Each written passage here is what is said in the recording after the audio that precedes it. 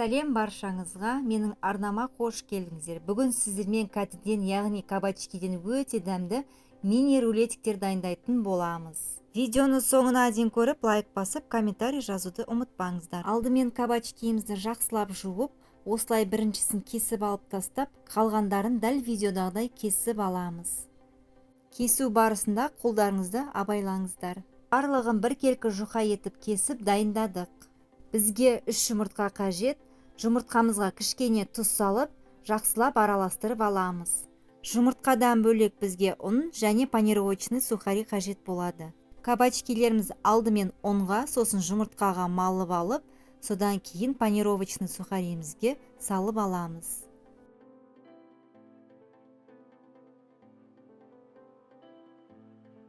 Қалғандарында дәл видеодағыдай ұнға, жұмыртқаға, артынан панировочный сухариге аунатып аламыз.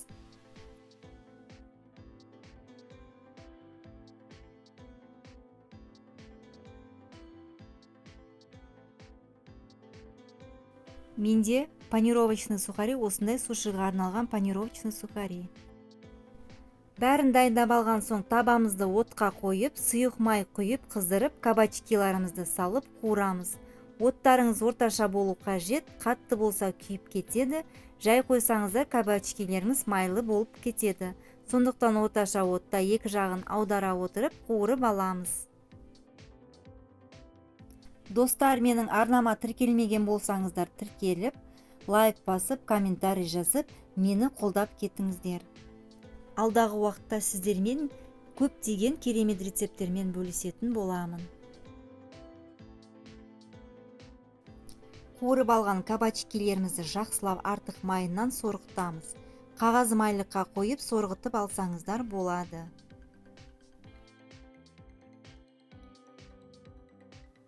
Ендігі кезекте салмамызды дайындаймыз.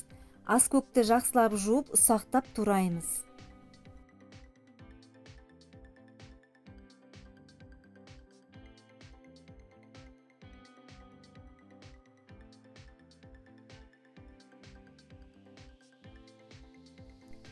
Оны майонезге қосып, жақсылап араластырып аламыз.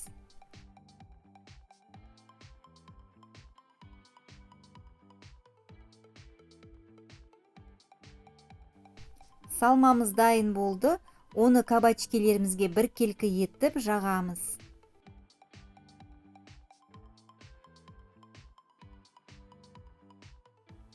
Ортасына әдемілігі үшін аскөкті осылай салып, орап шығамыз. Қалған кабачкилерімізді де дәл осылай орап дайындап аламыз.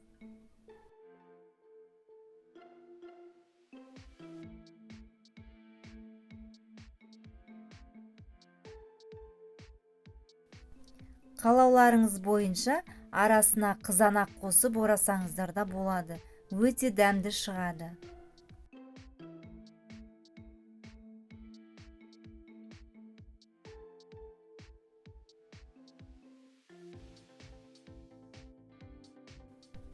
Өте дәмді керемет салаттардың бірі, үйде міндетті түрде жасап көруге кеңес беремін. Жанұяларыңызға, өзіңізге міндетті түрде ұнайтынына сенімдімін. Өздеріңіздің фантазияларыңызға қарай сәндеп қойсаңыздар болады. Менің арнама тіркеліп қоңыраушаны басып қойды ұмытпаңыздар. Сіздермен болған Айнұр.